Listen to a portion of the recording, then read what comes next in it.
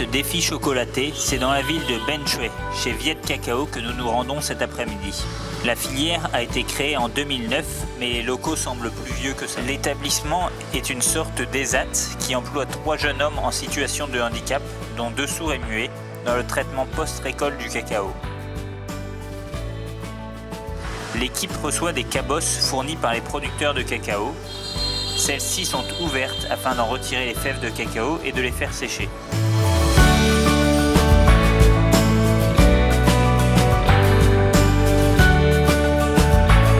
Le processus de fermentation dure plusieurs semaines.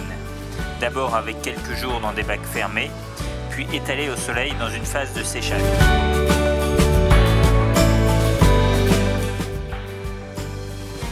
Ensuite, le cacao est vendu à des entreprises de transformation, notamment en France.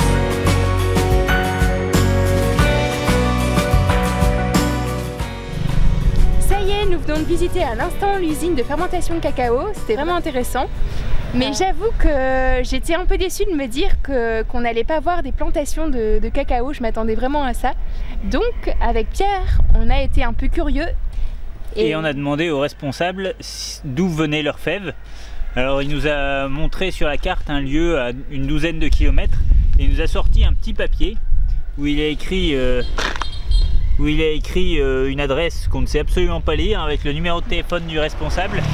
Et il nous a dit vous pouvez aller là-bas, je le préviens, et puis vous pourrez visiter. Alors là il est 15h30, donc il nous reste une dizaine de kilomètres à faire pour aller sur le site de la plantation de cacao. Il faut qu'on y arrive avant le coucher du soleil et puis qu'on trouve un endroit où dormir ce soir. Et puis voilà, là on a juste notre petit indice, ça doit être l'indice numéro 3 qui nous permet de demander notre chemin. On a l'impression de jouer dans la carte au trésor qu'on regardait quand on était petit, sauf qu'eux ils avaient des hélicoptères, c'était vachement plus classe. Mais bon, du coup là on vous laisse, il faut quand même qu'on y aille. Allez Jackie, fais chauffer le moteur, il faut qu'on arrive avant l'équipe bleue.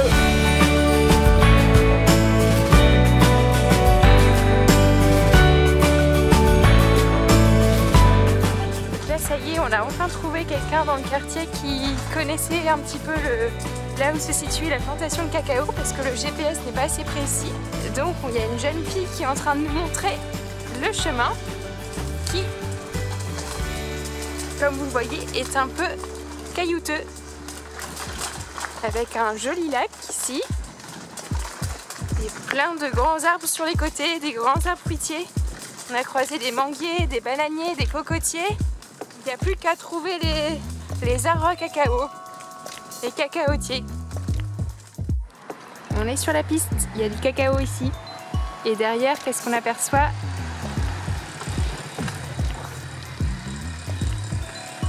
Plein de fèves de cacao, des tas de fèves de cacao. Pierre va aller se renseigner pour voir si nous sommes au bon endroit.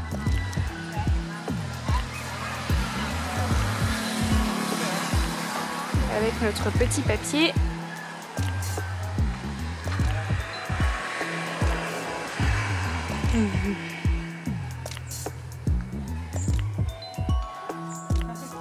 Ok. C'est bien ici.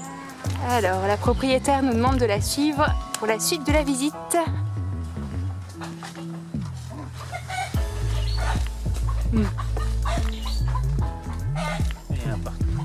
Ça, c'est des cacaotiers? Voilà, alors tout ce qu'on voit là, tous les feuillages là, ce sont des cacaotiers. Je sais pas si ça se dit cacaotier en fait. Sûrement. Des arbres à cacao.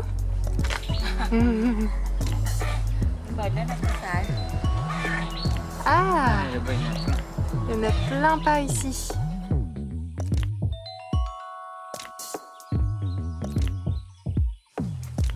Qu'après ils utilisent a priori les cabosses pour réalimenter la terre.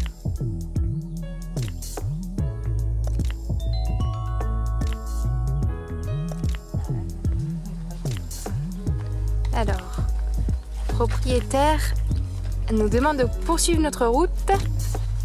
Peut-être une surprise derrière cet arbre. Une montagne de Ferrero Rocher qui nous attendrait. Hé hé! On dirait bien un cacaotier.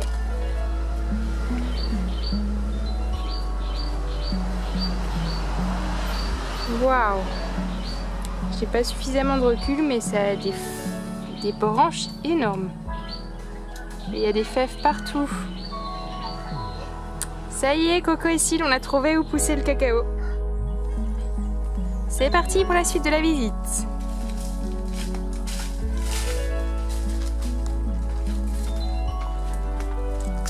Tu vois quelque chose?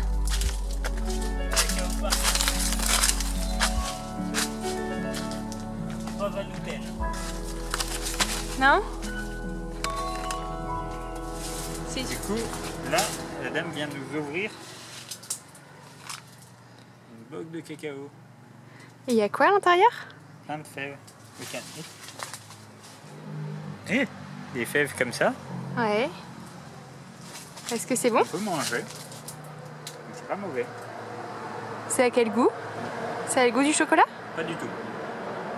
Ça a le goût de... Du beurre de cacao? Non plus. Non? C'est un petit goût sucré. Un peu comme les litchis. D'accord. Avec un gros noyau au milieu. Ok. Un peu comme les litchis. Faut que tu goûtes aussi. Faut que je goûte aussi, ok.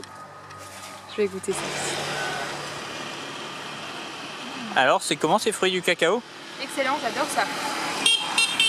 Ça n'a pas du tout le goût de chocolat.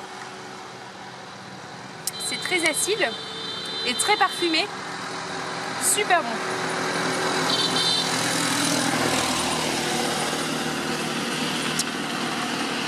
Comme vous aurez remarqué, il y a un noyau à l'intérieur.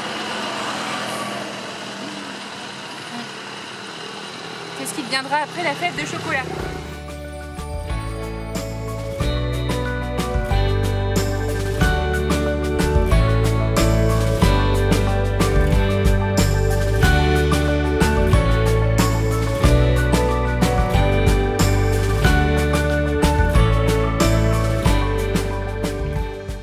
Il faut juste maintenant réussir à ouvrir ça pour continuer à manger du chocolat.